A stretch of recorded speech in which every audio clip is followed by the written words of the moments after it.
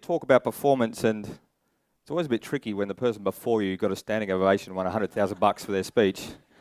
Like, actually brought me down to earth a little bit, made it a bit easier, to be fair. I'm like, well, I'm not going to be as good as that, but I'll do my thing and that will be good. But I'm interested in performance, and I'm interested in how we get people or groups of people to do great performances. And I think there's this real orientation in the world as we look at the results. And if I want to separate the two concepts, which I prefer to do, I look at it this way. If you can recall back to when you're a child and you're learning to ride a bike, maybe you're 4 years old, and on this day, your mother or your father turns to you and says, today, Sonny, or little daughter, Isabella, you are going to ride a bike and we're taking those training wheels off. So naturally you are scared, but you go and do that thing. You get onto that bike and you feel the steadying hand of your parent, the small of your back, and another hand on the handlebar, and they give you that gentle nudge, and that exact moment is the moment you cease to ride a bike. And not riding a bike is the result. And not riding a bike is the result that you get for an awfully long time. But the performance was an entirely different set of things. And what happens if we look at the results, we make a certain set of decisions about what we have to do. But if we look at the performance and we live in the performance, in the act of doing things, we do a different set of things.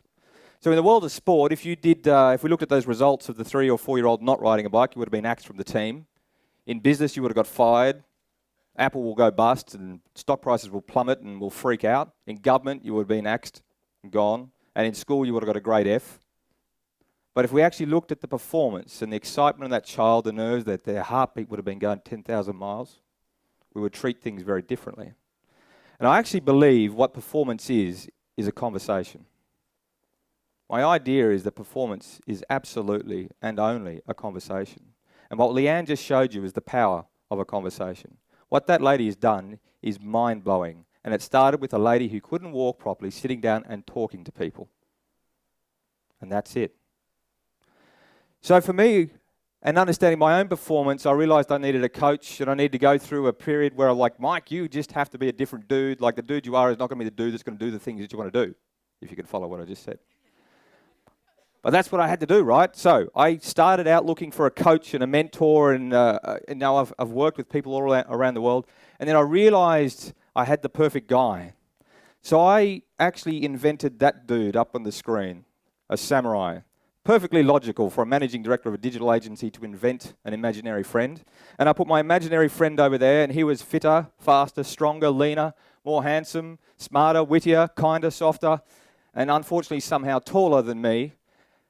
And that guy was my guide. And that allowed me to manage the conversation I was having with myself. Because that's the first part. The first dialogue that's going on is the internal dialogue about who you are and how you're going. And so in this conversation with my mentor, the samurai, we invented a philosophy. And this philosophy is something I took to my team. And I'd start to speak to these guys every day. I was worried about how people were regarding time in relation to what they were doing. I was worried about how well we were communicating and our effectiveness as communicators. I was worried about our ability to understand the plan, and more shockingly, just to follow the plan. The number of times people would agree a plan, shake hands, walk out the door, and then do something completely different shocked me. We're not going to achieve performance if we don't stick to the plan. And then the last one was quality. And I have this really important belief. There's no such thing as the best in the world. Don't even try and chase it. There is only the quality that is relevant to where you are right now. Quality is context-based. And that concept of quality was really important to me, because I would say of my teams, like, if you want to understand something, understand what's the quality required for the performance you're about to give. In our case, it might be delivering a big website. And then, are you able to achieve that quality? And it was okay to not be able to achieve that quality. You had to know whether or not you could, and you could raise your hand. And that gave us some topics for our conversation on performance. So in our business, we would talk about these 4 things in relation to what we were doing and how they would impact us and allow us to be better. So, like all businesses, it was a nervous and excited start, and with that excitement, we carried ourselves forward, and then we started to grow.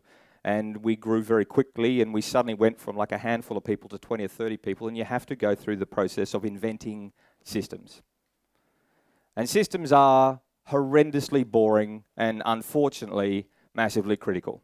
So I have up here like 80 pages of gumph on how you build great big websites, and you do them in a really kick-ass way. And I had to think about this. Second law of performance was about communications. Like, there is no way I can get my team to read that. Not a chance. And unfortunately, it's right. It's what I need them to learn. So I sat down, and like the samurai and I would stroll around our office, and we started to go, well, who are we speaking to? And my office now is an average age of 26 years old, and English is not their first language, despite the fact that they speak it well. And lo and behold, they like to read Japanese comics, which is good, because I got a samurai already on my back, so I can go with the Japanese comic thing pretty easily, and so we get the manga going. And so what we did here in 50 words or less is to describe how you build $1 million website. 50 words or less. It's not actually detailed enough, but it's a good start. And we had to start somewhere. So the second thing we did was just look at sales. And how are we going to make my team understand the sales process? So again, we went through this process of turning it into art and bringing it to a little bit of life. And so my medium for communicating, my medium for managing that conversation was improved. And I was getting engagement in the conversation. So we then started to look at other interesting things. And we took on the puzzle of sick leave. And so I said, let's imagine here we got this dude. Crunch time. Giant dinosaur has stepped on the poor fellow. Post-crunch guy is clearly going to have to take sick leave. Then after sick leave, the guy's going to be rushed to hospital. Then he's got to whip out his company insurance card. That's how he takes care of that. And then over here, he's got 4 days of sick leave left. And that's a lot more interesting way to tell a story of sick leave than in 4 pages of policy and procedure on sick leave. So we started to get engagement. Now, things were kicking butt in my office, and we were going really well. We'd actually got invited to do a piece of work for a major international sporting event, and we were shit scared. And we also got big, and then we had 50 people. And when you get to 50 people, you have certain realizations. And I had this Einsteinian revelation about my own ability, and like that 4th law, that quality, it's like, I can't do this. It's actually really hard to manage 50 people by yourself. Really hard.